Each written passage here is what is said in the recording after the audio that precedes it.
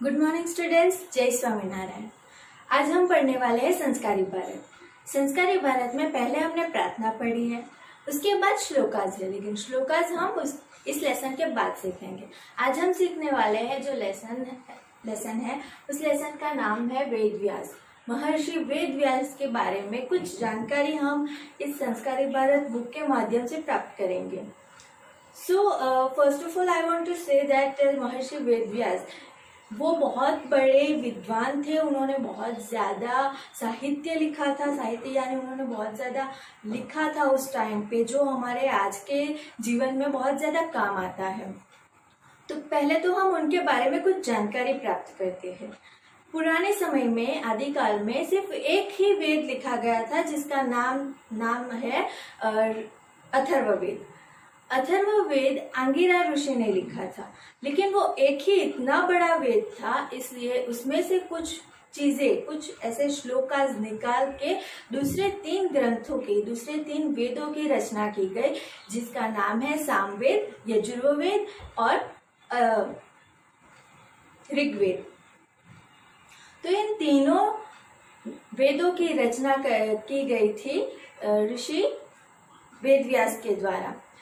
ऋषि वेदव्यास जो थे वो उनके माता पिता का सबसे पहले तो हम परिचय करते हैं। उनकी माता का नाम था सत्यवती और उनके पिता का नाम था ऋषि पराशर। ऋषि पराशर और सत्यवती के पुत्र वेदव्यास थे। वेदव्यास ने उनके दो नाम हैं, एक है कृष्ण और दूसरा है द्विपायमान।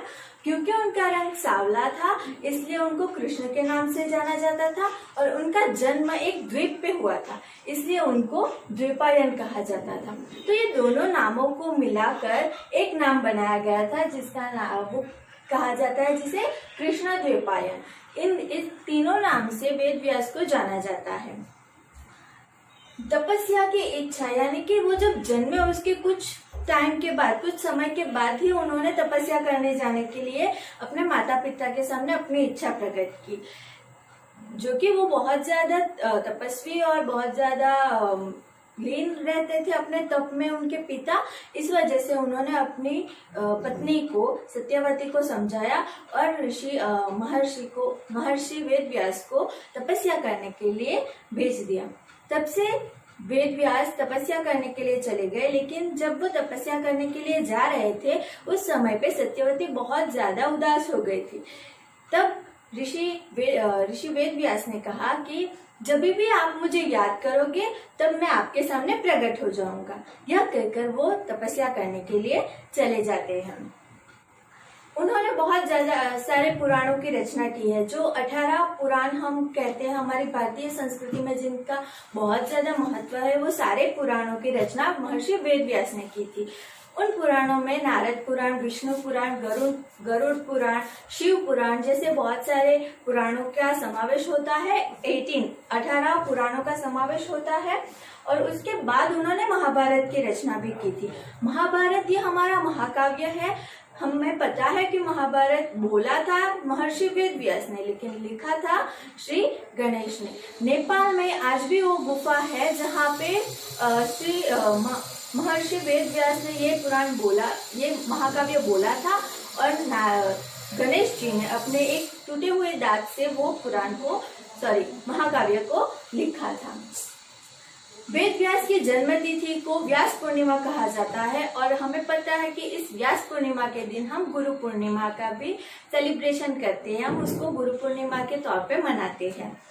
दूसरी एक बात, जब वो अलकनंदा के सरस्वती और अलकनंदा के किनारे पे थे, वहां पे वो तप कर रहे थे, तब उन्होंने अपने 2 शिष्यों को पढ़ाया था, जिनका नाम है जैमिनी और वैशंपायन। कहा जाता है कि जो 7 ऋषि और 7 महानुभव जो आज तक मरे ही नहीं है, उनमें एक है वेद व्यास। क्योंकि पुराणों में और सारे ग्रंथों में वेद व्यास की मृत्यु कैसे हुई या उनकी मृत्यु हुई कि नहीं, इसका कोई उल्लेख नहीं है। इस वजह से ये कहा जाता है कि वो अमर है। कहा जाता है कि आदि शंकराचार्य को वेद व्यास के दर्शन हुए थे। तो ऐसा भी कहा जाता है कि जब तक सूर्य, चंद्र, तारे, सितारे, ब्रह्मांड रहेगा तब तक वेद व्यास जीवित रहेंगे और वो उन्होंने जितना भी पुराण और जितनी भी सारी चीजें लिखी है वो हमारे जीवन में जब हम उसका उपयोग करते हैं उसके सहारे वो जीवित रहेंगे, ऐसा कहा जाता है। तो वेद व्यास की बहुत सारी डिटेल्स मैं आपको एक छोटी सी लिंक यूट्यूब लिंक पे सेंड कर रही हूँ, आप उसको देखना और उनके बारे में और जानकारी प्राप्त करना। टिल देन, जय स्वामीनारायण।